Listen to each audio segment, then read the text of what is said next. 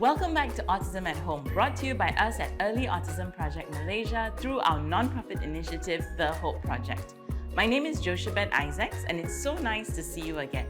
Welcome back to our 24th series entitled Functional Communication. Pop quiz: which of these are considered functional communication? Sign language, using visuals, using a communication device, verbal communication. The answer is A, B, C, and D. We hope you got those correct.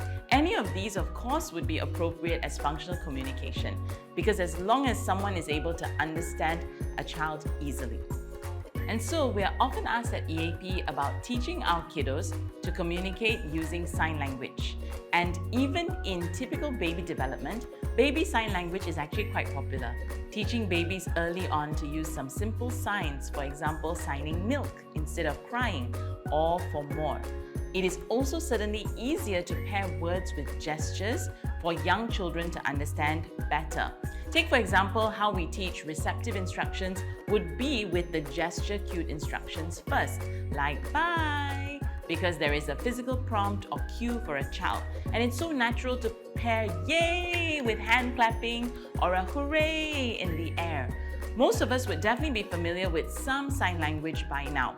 It mainly involves using hand gestures to communicate one's needs and wants. In some cases, it may also involve the use of facial expressions and body movements. Now let's discuss some of the advantages of sign language.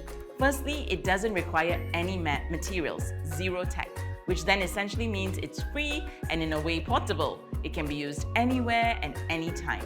Also, any communication can be done almost instantly. Of course, with the increased appropriate use of functional communication, there is a higher chance for challenging behaviors to reduce. For those who are more fluent in sign language, it may also be a tool for social interaction with others who are also able to communicate using sign language. Children with autism who may find it easier to attend to visual cues may be more likely to read the sign language of other people, and they won't necessarily need to attend to auditory cues if that's challenging. Now, on the flip side, sign language unfortunately may not be for everyone. It may not be for every child with autism, nor may not be for their adult caretakers. Why so? Well, first is because signing involves the extensive use of fingers, hands, and arms. So for those who may have challenges in motor skills, especially fine motor skills, this skill can be difficult for them to learn. The nature of sign language is that it also uses facial expressions to communicate the more subtle conversations. So for children on the spectrum who may not necessarily look at other people's eyes and faces, this can be difficult for them to learn, which would then impact their ability to fully learn sign language. Referring to other people's facial expressions and making eye contact are important skills for sign language communicators to have to effectively sign. Additionally, to be able to use sign language extensively, one will need to fully learn the whole scope of signs first, which can be a little time-consuming. Also, when a child uses their developing sign language to communicate with an adult who is not too familiar with it, this can cause a bit of miscommunication or misunderstandings and may just eventually again lead back to some challenging behaviors. And so in general at EAP, we don't typically teach that much sign language formally as a form of functional communication, really for two simple reasons. Firstly is that while there are certainly universally recognized gestures, such as shaking your head or frowning for no, or nodding for yes, bye, eat, thumbs up for good, most people in the natural community may not be fluent in recognizing basic sign language. And secondly is the requirement for strong fine motor skills and fine motor imitation, which some of our children on the spectrum really struggle with. Which is why our first preference for functional communication involves visuals, as everyone is able to recognize them and they are much easier to learn, as well as a child will need to have the prerequisite skills of being able to match and essentially just identify that the visual is the same as the real item that they're requesting for. However, at the same time, we definitely want to continue to encourage using gestures to be paired with our modeled words, as a child may just learn that gesture easily and it gives our child an additional advantage to communicating. So this would simply mean saying eat with the eating gestures we present food, or sit with the tapping gestures we ask a child to sit. Or all done with a swiping gesture to communicate this is all finished.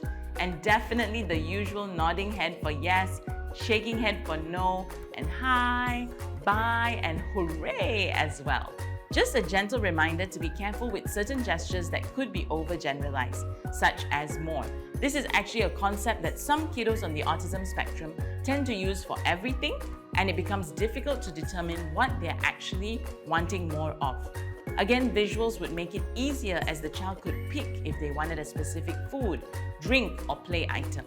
Now for a pop quiz. Which of these would be an appropriate functional sign language? Patting tummy for I'm hungry, nodding head for yes, clapping hands for I'm so excited, or none of the above. These signs are not part of the American Sign Language and Signed Exact English. However, what we're emphasizing in this lesson is the use of simple and clear contextual signs that would help children with autism to functionally communicate with others. In this list, options A, B, C are actually all appropriate gestures that can be paired with our verbal communication to help our children, to just help them build their functional communication through gestures.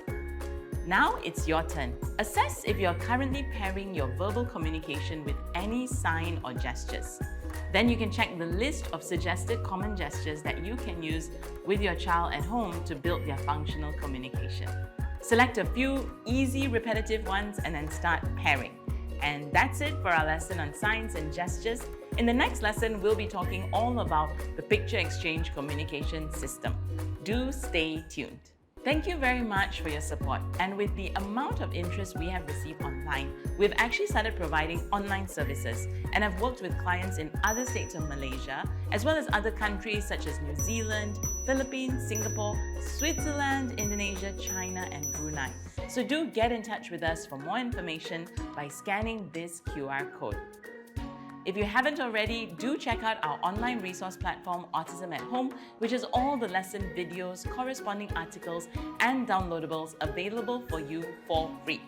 Stay updated through our social media platforms, YouTube, Facebook, and Instagram.